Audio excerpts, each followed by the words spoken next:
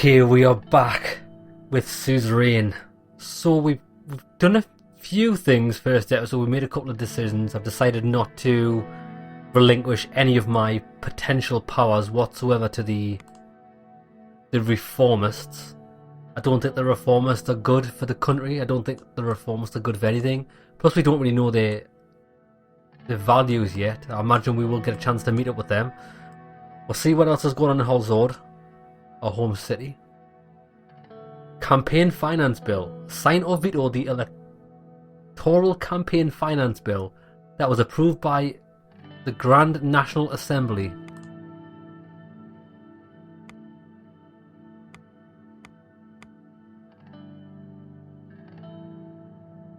The Grand National? Is that not the fucking horse racing? Are you telling me the fucking horse racing guys are fucking controlling our finance, mate? Usually refers to as simply as the Assembly. It's the unicameral Sordus legislature is a sole body given to the legislative prerogatives by Sordus Constitution. Currently led by the Speaker of Assembly, Gloria Tory, who also represents the Conservatives within the United Sordland Party. Why have these got power again? I wish we could read the finance bill. Have a look. Grand National Assembly of the Republic of Sordland. The criteria for the allocation of public funds shall no longer be according to the number of votes won in the general election by a political party. The new criteria shall be the proportion of seats won by a political party in the Assembly. Political parties shall receive an annual amount of 500,000 Ren per member of Assembly. This results in a doubling of the USP election budget and a slight increase in the other parties in the Assembly, while effectively removing all funding from parties that are below the 10% election threshold. Why would I want to double? Why would I want to double the election budget?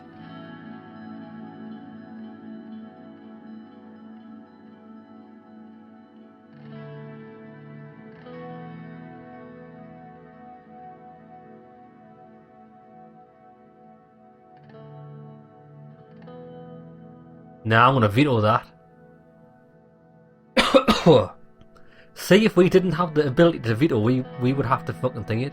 This results in the doubling of the USP election budget and a slight increase in the other parties in the Assembly, while effectively removing all funding from parties that are below the 10% election threshold.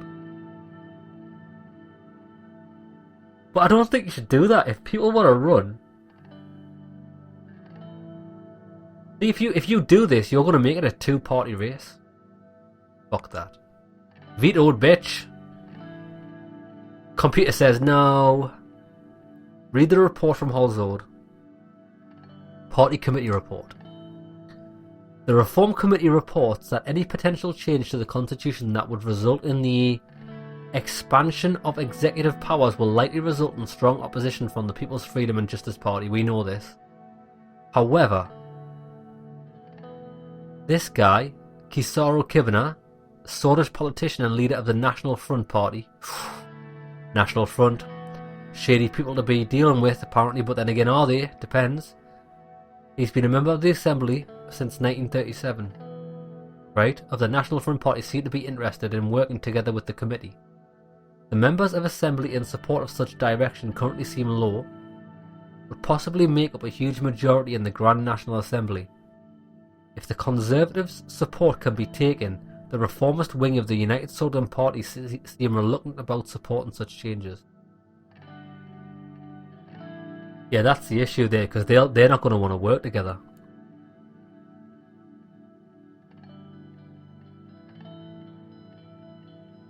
But what does this guy stand for? Because the National Front might stand for something different in this land than it does for what I understand it to be. He represents the far right of the Swedish politics. Despite his views, he is respected by nationalists on both sides of the political spectrum.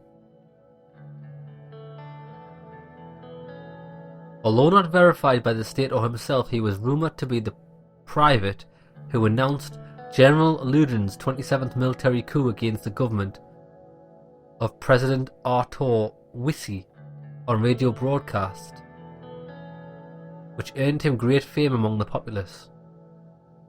He founded the National Front Party with a group of nationalists from Gen. During the 1930s, he took a strong stance against immigration during the Wailing Civil War and was blamed by a significant part of the populace for inciting violence in the city streets against Agno, Swedish and Bludish people. He organised countless meetings, panels and helped the National Student Organisation in the top universities in Sordland. He had given notable support to Young Swords organisation from its founding to its expansion in the following years. He was elected as the mayor of Gen, survived an assassination attempt. Guy doesn't sound too bad. That's interesting. Now wait there, we've stuck to Holzorb all this time. We'll do this last one, then we'll move out and see what we can influence around us. Briefing on the current economic situation. Right, hold on before we do that. What I do think we need to do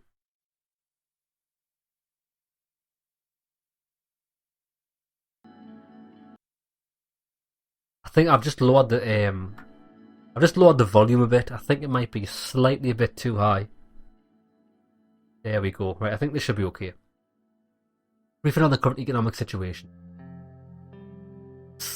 Simon Hall, Gus Manja, and Lilias Graf were about to arrive at the White Room for our scheduled economy meeting. This was the room in the Maroon Palace where all important meetings were held. Two assistants arrived first, carrying a heavy projector. They stood by the door, waiting for the ministers to enter. From the hallway, I heard Lilias Graf's voice. Her. She was using the patient, almost motherly tone she often took in heated arguments. Gus, do you really think that such an economically advanced area is more in need of investment than Agland,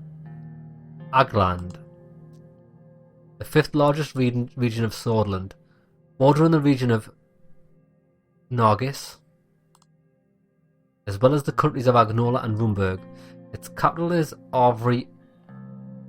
Agland is the fifth most populous of Swordland's 7 regions, with just below 4 million residents. The region is sometimes considered to be a part of the geographical region of Greater Agnola, due to it being part of Agnola decades ago, home to the largest number of Agno-Swedish people in Swordland, which is also the second biggest minority in the country. The poorest region is a stagnant economy. Okay, right, we get a gist of that. Lilias, my interior minister, strode in. She was clad in shades of brown and beige, the only spot of colour a bright yellow Nutra star on her necklace. Gus followed close behind. Don't be an idiot, Lilias. What about the unemployment crisis the Greater Holsord and Gelsland regions are going through? These areas are our economic heartland. Gus curled his hands into fists. The Minister of Agriculture and Rural Development's temper hadn't changed since the days in the Alfonso administration, but neither had his reputation for getting things done. What? But neither had his reputation... Oh yeah, so his reputation hasn't changed. His far-reaching network of connections was unlike any other. Simone Hall quickly stepped between the two ministers. Without looking at either of them, he clears his throat. Good morning, Mr. President. Good morning, everyone. Very well and motivated. It seems our ministers are feeling the same. Just as expected. How's it going, Gus and Lilias? It's looking good, sir, although there seems to be a lot of work that requires attention, especially about lifting people out of poverty. Certainly a challenge. I'm feeling fairly confident about the current state of affairs. We've already begun restructuring local governments and introducing new safety measures. Off to a good start. I'm confident in your abilities. Is there anything you need help with? Reach out to me. Good, because we need everyone on our side. Of course, Mr. President. Good to know. Thank you, Mr. President. Now, I would like to show you the latest economic situation. Simon pulled his silk handkerchief out of his pocket and briefly wiped his glasses. My staff and I have comprehensively analysed every aspect of... He was interrupted by a groan from one of the assistants by the door, both of whom were now visibly struggling to hold up the heavy projector. Or you can put that there. He pointed below the painting of President Soul. The assistants placed the projector next to the table and installed a white screen on the wall. Leave now, I mean, thank you, and please leave now. Simone started looking for his slides. He always carried documentation around with him. We'll wait patiently. Lilius leaned on the table and spoke. Simon, what happened to the new police station construction in Estord? While going through his briefcase, he paused for a moment to answer. It got stalled due to a government property boundary issue. I've been meaning to look at it. I can take a look at that one. Estord needs all the security help it can get. Sure, more time for me to spend on analysis. His eyes glittered when he finally found the slides he was looking for. There have been some developments about the Swordfish Wren losing further value today. We've been trying to stabilise it with the central bank. The recession of 51 put enormous pressure on the economy, resulting in the collapse of the value of our currency. The entire situation was a significant cause of concern to our administration. Since economics is your fault, Mr. Rain, is it possible you might already be aware of the data? I can still explain the current economic situation in better detail. What's our GDP and debt situation?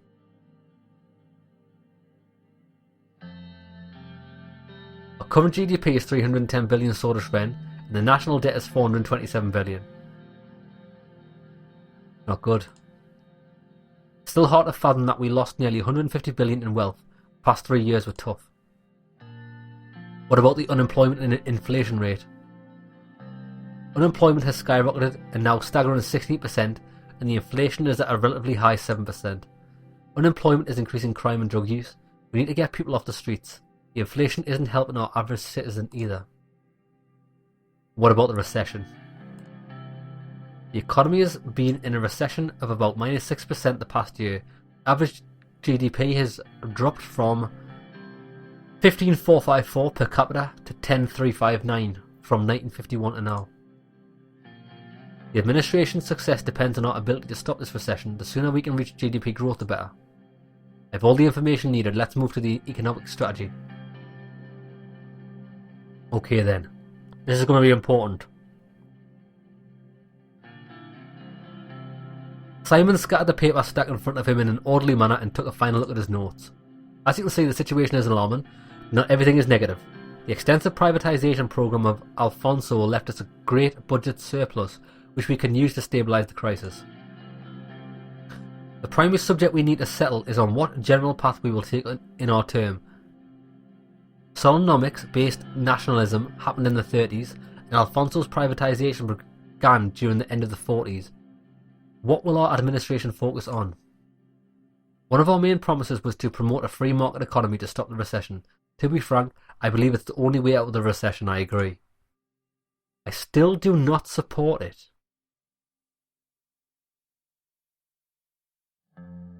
She doesn't support it.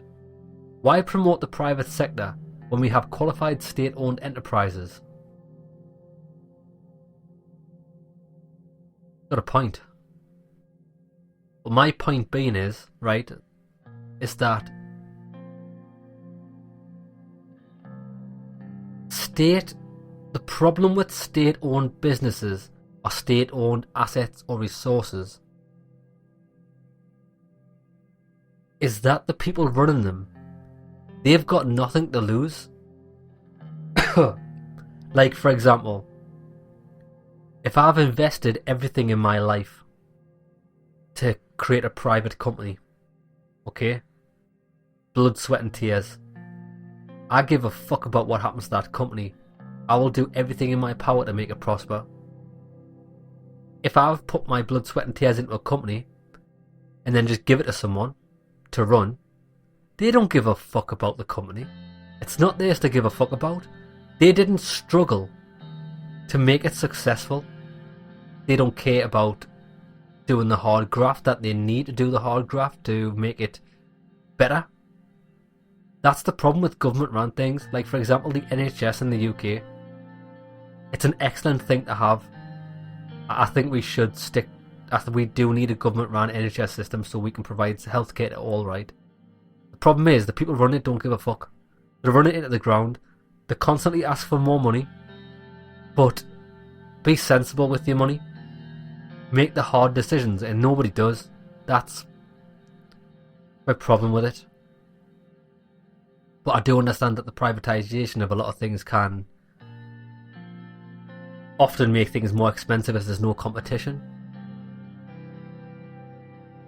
It's hard. Anyway, because the lack of competition has made them inefficient, exactly. That's the problem. With the lack of competition, you bleed money. Simone nodded. Simon nodded. What are the consequences of the free market? The more of the economy we control, the better we can manage the recession. What are the downsides to the planned economy? Humanity in the 20th century is thriving because of the rule of supply and demand. Agreed. Look at how quickly Lesbia and Arcasia have increased their prosperity by embracing these basic principles. Swordland has the potential to do so well. Why don't we take our potential seriously? Lilius. Integrating heavily in a market economy would work if we had extensive means of production. Our industry is lacking. The structural problems of Solnomics were going to lead to a recession according to the predictions at the time anyway. Either way, even if we pick one of the doctrines, we retain the option to make economic choices on a case-by-case basis, which I do accept.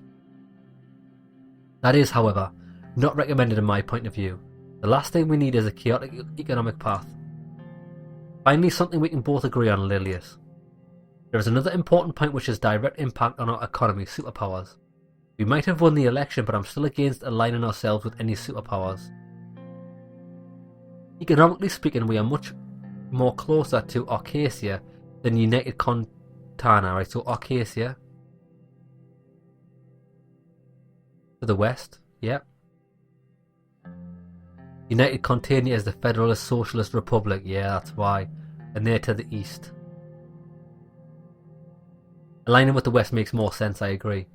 We must be very cautious. There are schemes being devised about Swordland. We cannot give in to their wants now or in the future, otherwise our country will turn into a pawn. I want you to reconsider your promise to align with Arcasia.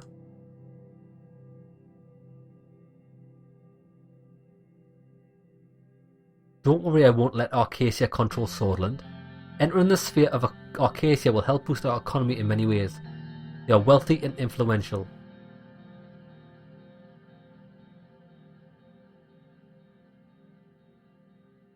Don't worry, I won't let Arcasia control Swordland. Control, no, Mr. President. It's simply a partnership, and a very valuable one at that. Valuable for Arcasia, maybe, not for Swordland. Why? Speak up. That is simply untrue. When the time comes, I hope you will make the right decision for our own good. Lilius, you can't just say that. Elaborate.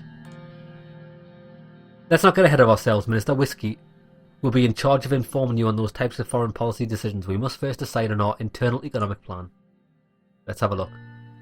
We have to thank Skoll and his planned economy for the boom. Clearly shows the success of the system.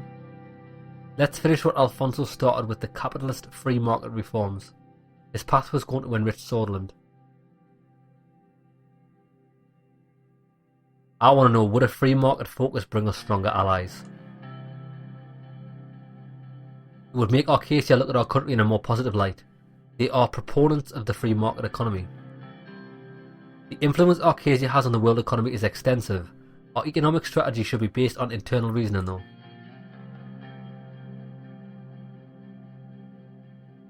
Let's finish what Alfonso started with: the capitalist free market reforms. His path was going to enrich Swordland. I agree.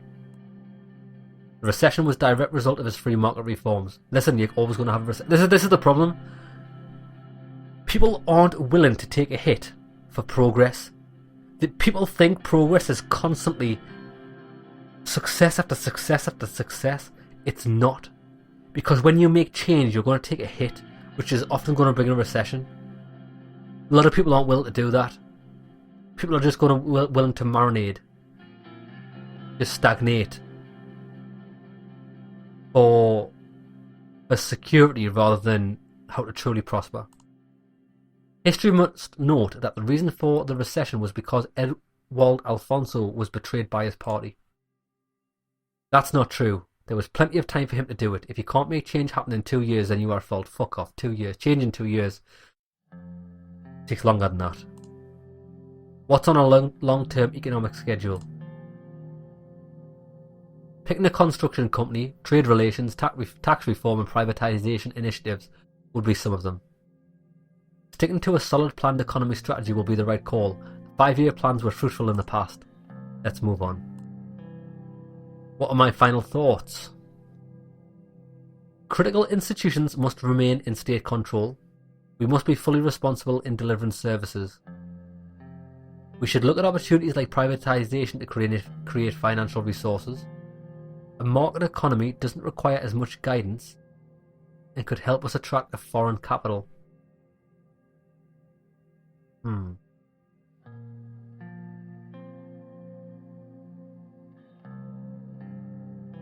Right, I'm not sure.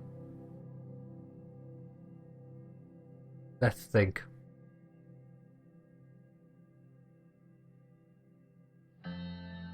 Because I'm very wary of privatisation. Because you can often become the pawn of the companies. A market economy doesn't require as much guidance and could help us attract foreign capital. Yes. Especially from Arcadia. The president is always interested in expanding his economic zone. We could secure lucrative investments from capitalist countries. So what will our general economic plan promote? A free market economy as we promised. I can't say that I agree with this. Lilius is displeased. Well, she was always going to be because she's a fucking idiot. Now that there's clarity on which direction we're heading, I will work on a good plan accordingly. This concludes our meeting. Our next gathering, we will talk about the upcoming infrastructure investment plan. Good. That's going to be where we talk about transport, which I do think is important. Right, so there's nothing else to do here at the moment. Let's branch out and see what other capitals need. Read the report from Morna. Increasing unemployment, yeah. The number of people filing for unemployment in Morna continues to rise as the recession continues. The change in economic conditions is historic and stunning in its speed, said the mayor of Morna. Aftermath of the crisis of 1951, the unemployment rate of Morna reached 9% in 1952, a year later. The last 6 months have almost erased all gains in employment over the last 2 decades.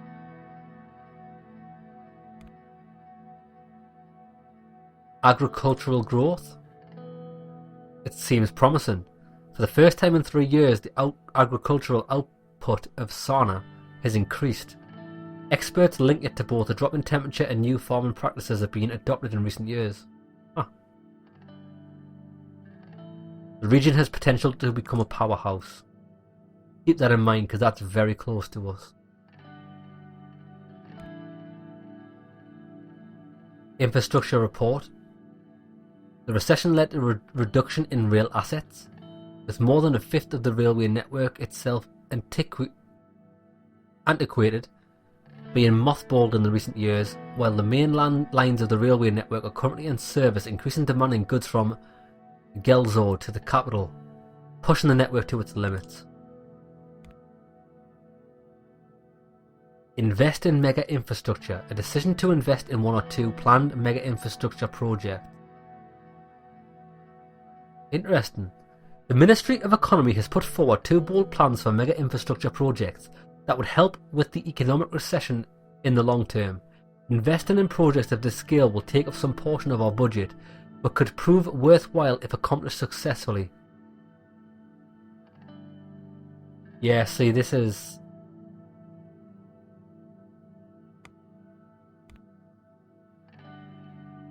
Ah, so that's what we use our budget for. See, that is interesting, because the problem is infrastructure is essential. But when it gets fucked up or abandoned halfway through, like it does happen fucking all the time in the UK, what a waste of fucking money. So wait there, the exclamation marks are what you can actually do, and if it's just got a little tag on it, it's just reading the reports. President Alvarez congratulated you for the results and spoke about his hopes to have a beneficial partnership deal in the future. Right, let's just read everything we can. Congratulations, everyone's happy days. Yep, we understand. These Roomberg don't give a fuck, they're not congratulating me or anything.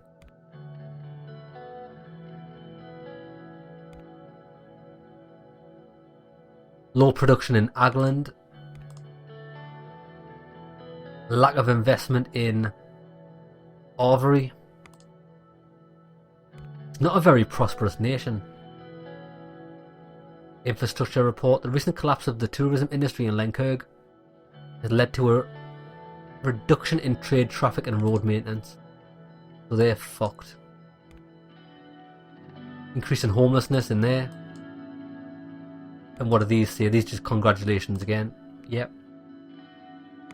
So everyone's looking positive for the future, but this is going to be our biggest decision so far.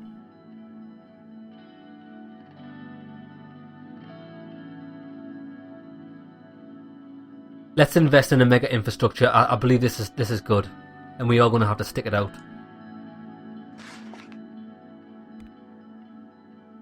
So, this is where we have our discussion. Port of Lashavan loses importance. The latest marine traffic reports show that the port of Lashavan is no longer the busiest of the Maricopa continent, falling behind to the third position. While this is a negative indicator for our administration, Lashavan still has the potential to shine again as major trading centre. Right, let's go to this meeting. Talk about infrastructure. The view towards the Markian Sea from Lashavan was nothing short of exquisite. The seaside state residence, fittingly named the Blue Mansion, was large, fine and accommodating. But enjoying the luxurious mansion wasn't the main reason of our visit. We gathered the economic team here to discuss the new infrastructure investment project. Half an hour had already passed since the start of the meeting. Unfortunately, I did not even have the chance to have my usual afternoon coffee. Looking at the view from the windows, I let my mind drift a couple of seconds. Simone's voice brought me back into the ongoing discussion. Mr. President, we need to focus on boosting the economy as quickly as possible. One of the fastest ways to achieve this is through infrastructure projects.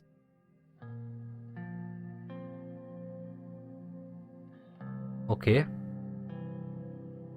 I agree. On the one hand, businessmen are complaining about the slow logistical rail network being between Halsord and Lashavan.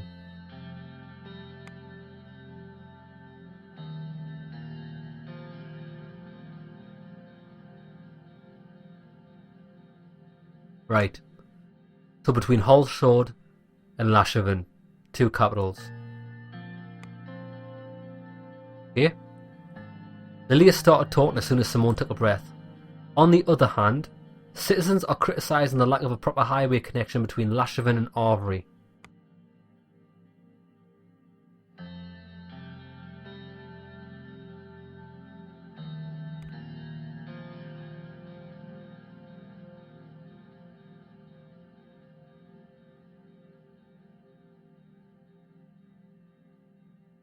Lashavan and Arvery. We're talking about this, and we're also talking about this. Yeah, that's right, look, because there is some sort of infrastructure from us to them. Absolutely none towards there. The narrow roads by the seaside are not only dangerous, but also difficult to traverse.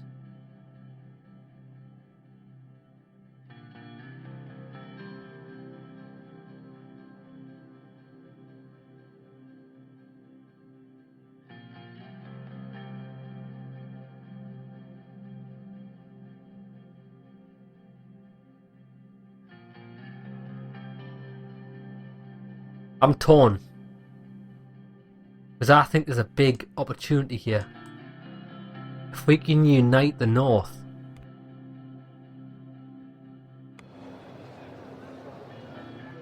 The only non-coastal city in England region, the forests that surround are famous for their breathtaking wildlife. It attracts many hikers, mostly known for the forest rangers that protect the national zone. Surprisingly, many ethnic roams peacefully inside here along with the minority Anglo-Swedish.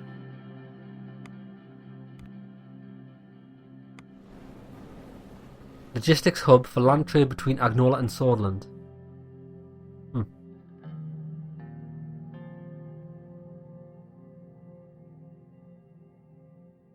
5 billion GDP.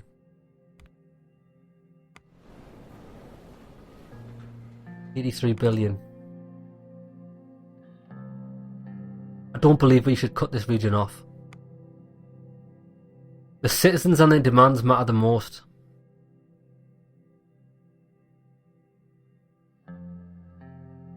Their demands are just the dire situation on the road infrastructure between Lashaven and Arvery can't be neglected. I agree. The return in investment will be low. Our concern should be the economic growth. It's not the business people that suffer, but the ordinary folk. What really matters though is that we can accomplish something tangible in your first economic act.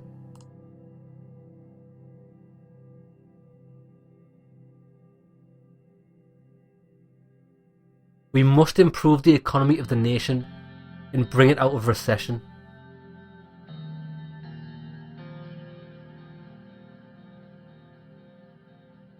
I don't know what does each one of these mean. Nothing at the minute. We must prove our administrative capabilities. The people must know that this administration can get things done.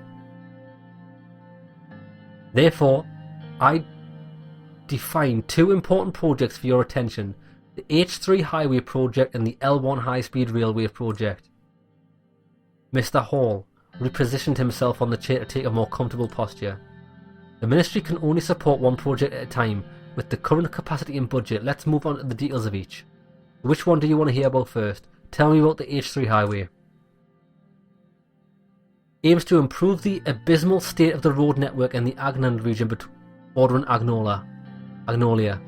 The area is home to several million Agno-Swordish and Swordish who feel neglected. There are no proper highway connections to and from Agland. The Mayor of Arvery, Eric Neal, has been asking for bigger budget to develop regional infrastructure.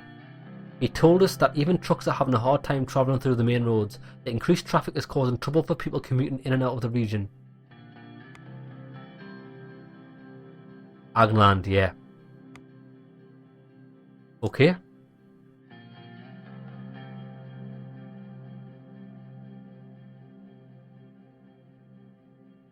I agree. This could also hurt local businesses. It is, bless their souls. I'm happy we're thinking alike on the matter. Let's look at the map. Right. I looked at the map. Lilith was pointing at Lashaven. Yeah, see, we know. I've already been doing it because I'm a beast. The H3 highway route starts here and heads to Lenkirk. Okay. From there it goes all the way to Arvery, bang, bang. As a result, the road network towards the Angolian capital Stalport will improve substantially. She paused and leaned forward in her chair. I saw the central government continuously neglect the Agno-Swordish dominated regions when I was mayor. Is the administration going to continue that kind of negligence? We should no longer neglect the key region for our trade with Agnolia.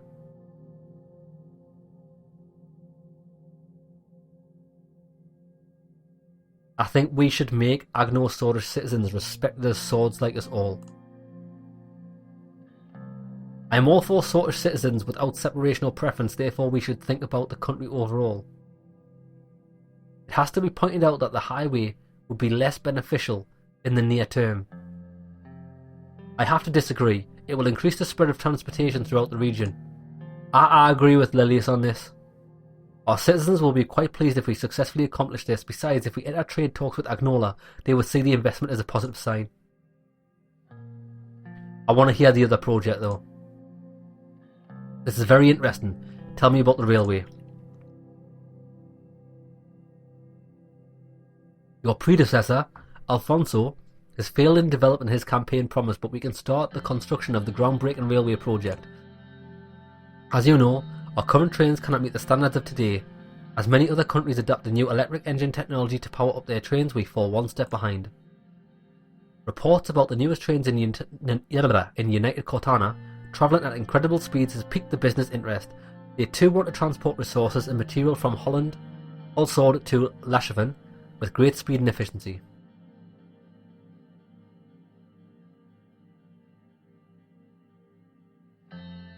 I'm not fully convinced yet, but please explain further.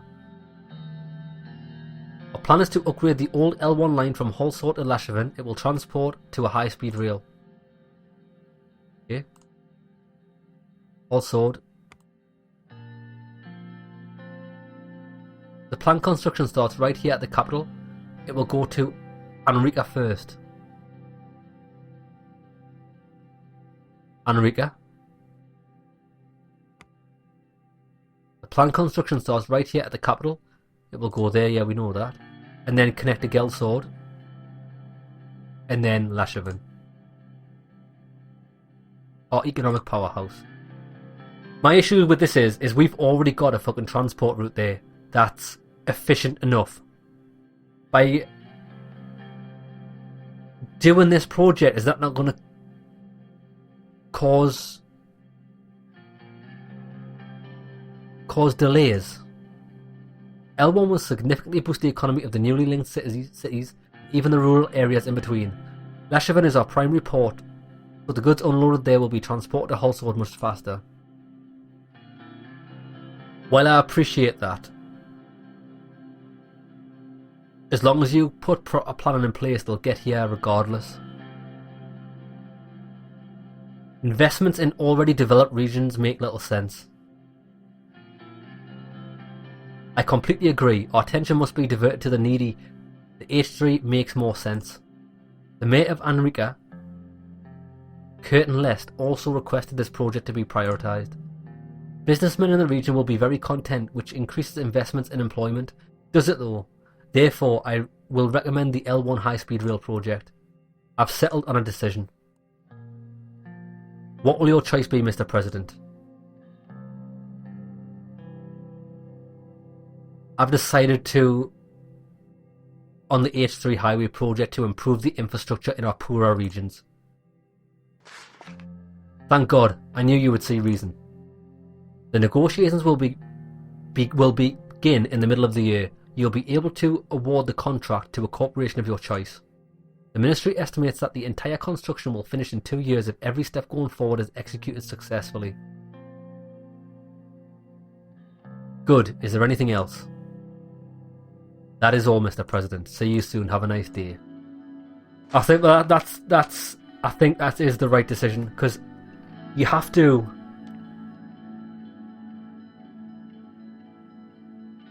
bring your whole country up. I don't just believe that because a region is poorer that you have to leave them to the wayside.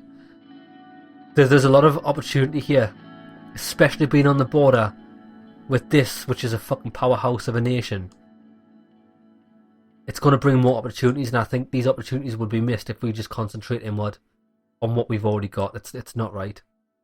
Okay, interesting. Now this game's fucking mint. Right, what's going on here? Invest in Occasion company stocks. An opportunity to buy stocks from an Occasion company. Who the fuck's Occasion?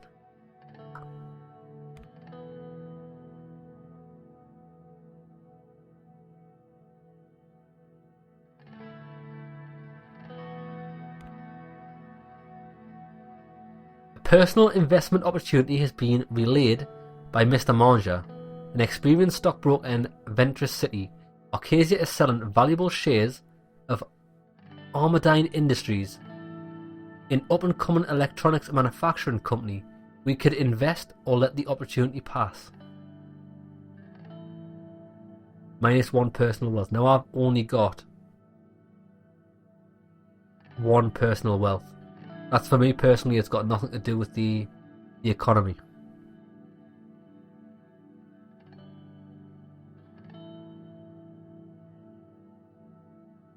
Armadine Industries. Sounds like Cyberdyne. Is this gonna be the fucking Judgment Day Terminator? Let's invest. We'll make it. We'll give it a shot. I've got no personal wealth at the minute. Reception at the inaugural ball. I just finished buttoning up my suit jacket when the doorbell rang. The presidential guard had arrived to pick us up for the inaugural ball. The ball was a 3-decade-old tradition, breathlessly anticipated by politicians. I called on Monica to get the children ready. Looking in the mirror, I straightened my tie and took a deep breath. After tonight, there would be no turning back. Suddenly, Dina hugged me from behind, startling me a little. Monica had fixed her hair into an elaborate braid woven through with ribbons. Papa and Mama told me it's time to go. Hello, darling. I am ready. Where's your brother? I think Frank is still upstairs. She shrugged. It was almost time to leave. The big ball was starting in less than an hour. Darling Frank, it's time. Monica, Frank, enough fussing around. Let's get a move on. Darling Frank, it's time. Monica came down the stairs. She was wearing a simple yet elegant beige sheathed dress in short heels. Her hair had been neatly pinned into a chignon, showing off her pearl earrings. Aye, she'll be getting a pearl necklace to neat. I'd given her for our 15th anniversary. Bloody hell, 15 years. All those years she had stayed by my side. Now we were able to begin the most challenging chapter in our lives yet. How do you do, Mr. President? Embrace her. Just stand and look at her. I pulled her deep into her embrace. Monica, my love, you look gorgeous as the day we were married. Now there's that charm that you got that... What? Now there's that charm that got you elected. Frank trudged down the stairs. This thing itches. Are you good to go, Frank? I'm glad to have you with us for the big night. Sure, Dad. I'm just dying to go. Papa, are these people going to be around us from now on? He pointed at the presidential guards at the door of the house.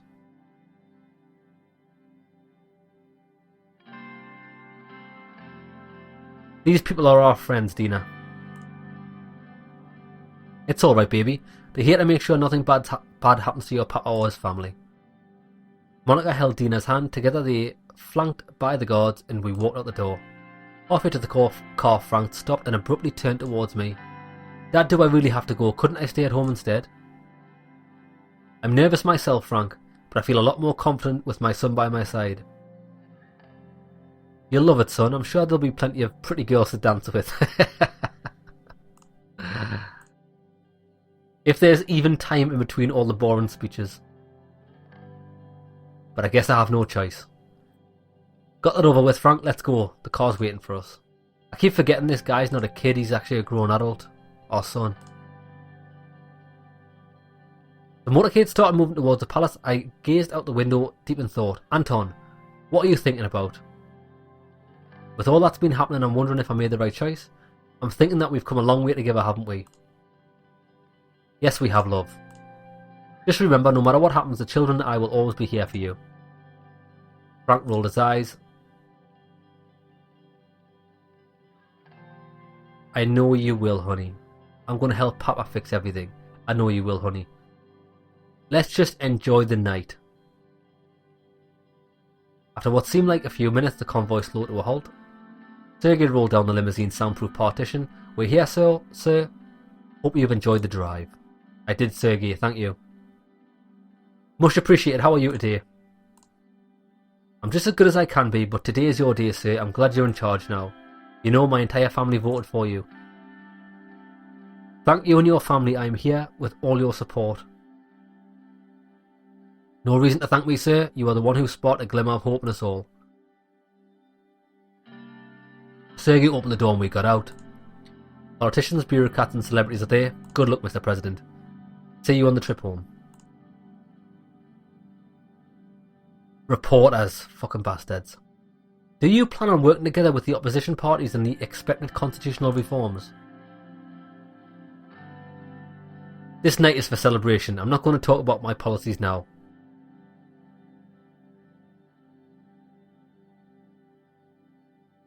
Does that mean that you don't plan on working together? Do you think you share no common ground with the other parties? I did not say that. One more question. One of your first acts as president was to veto a campaign finance law that would have deprived small parties of public what? That's right. One of your first acts as president was to veto a campaign finance law that would have deprived small parties of public funds. I agree, that's why I did it. While increasing those channeled to your own. Are we seeing the beginning of a more egalitarian administration? Yes. No political party deserves to be silenced. That's enough, Mom, said one of my guards while nudging the reporter away from me. A path through the crowd was now open, and we quickly made our way to the entrance of the palace. At the same time, a dozen fireworks went off. Peter. Hey there. There they are, the most beautiful family in Swordland. Uncle Peter. Hi, Uncle Peter, it's great to see you. You two are growing faster than I am getting wiser. Mr. Vice President. Mr. President. Happy to see a familiar face. Peter's wife Evelyn approached us and shook our hands with a firmness that belied her delicate features. Congratulations, Anton. Let's have a look at her. Let's have a look at his wife. Oh, hey now. Journalist, author and school teacher. Congratulations, I have to say the results were clear to me from the beginning. Appreciate it, Evelyn, it means a lot. Thank you, we both worked hard to make it happen.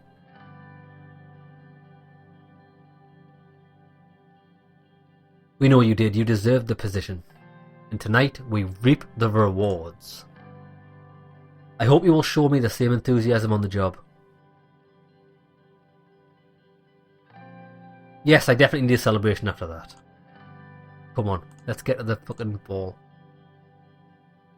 Monica, how are you? You barely said a word. I'm more than relieved to have this roller coaster ride over with, but of course, now the real work begins. Don't be so old-fashioned, Evelyn. I plan to use my power as First Lady to advance the position of women throughout Swordland. Equal rights for our sex is long overdue, wouldn't you say, Anton? As long as you don't burn the roast, am I right, Peter? Up to a point, yes. They mustn't neglect their responsibilities to their husbands and families. Absolutely, and we'll work together to achieve that.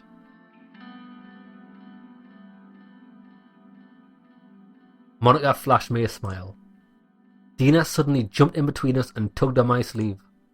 Papa, can we go? I want to see the ballroom. Yes, it's time, let's go. Move to the ballroom.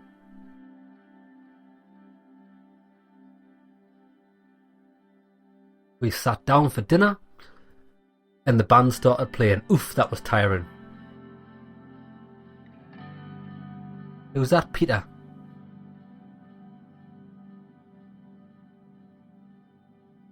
If I have to shake another hand again.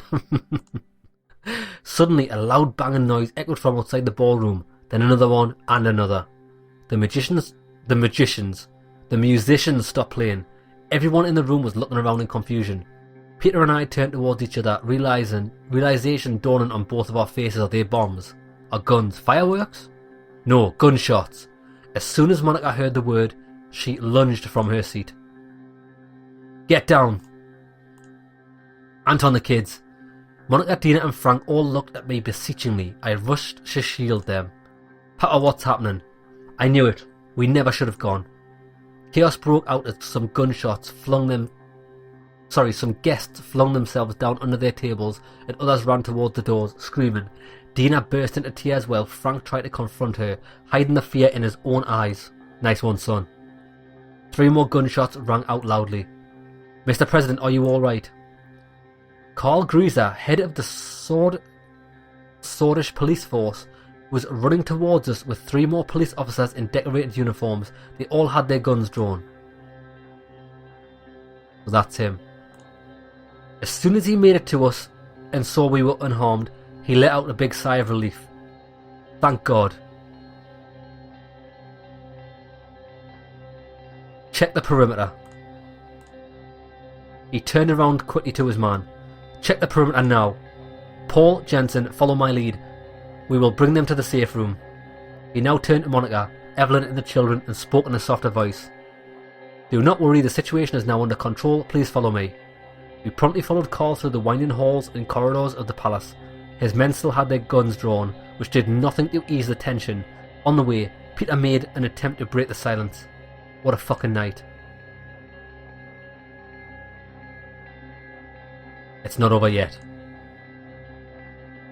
Carl turned to us with a serious face as we were about to round the corner. "Quiet, please." "Sorry, I get like that when I'm nervous," said Peter. "Peter, shut up." That was Evelyn. Carl flipped the switch on the wall and a panel opened, revealing a hidden staircase leading to a large reinforced door. Inside, a set of emergency lights flickered on. The safe room was comfortable and spacious with expensive looking leather sofas. Small security monitors on the wall displayed grainy footage of each room in the palace. There was a bedroom and a pantry containing enough provisions to last us months.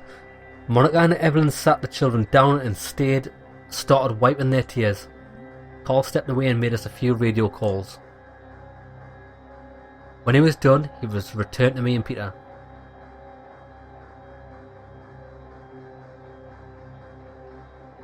"So tell me, Carl, do I have clowns for a security force? So what's the status?" Carl's radio suddenly crackled to life. Every second felt like an eternity as he pressed it to his ear. When it fell silent, he turned to us. "Good news, we are not in any danger at the moment. The situation has been dealt with and the perimeter has been secured by the guards and the police." He glanced towards Monica, Evelyn and the kids. "If I may, sir."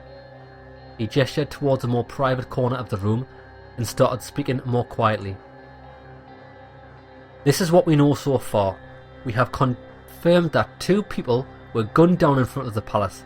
The gunman is one of them, and we are sure that he was working alone. The attacker fired 3 shots at an MP, 1 to the head, 2 to the body, instantly killing him.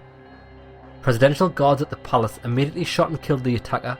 The gunman has not been identified yet and will require an investigation. The MP that was killed was identified as Bernard Serkas, a Swedish poet, novelist, short story writer. The leader of the Swedish avant-garde. Yeah, so it was a socialist.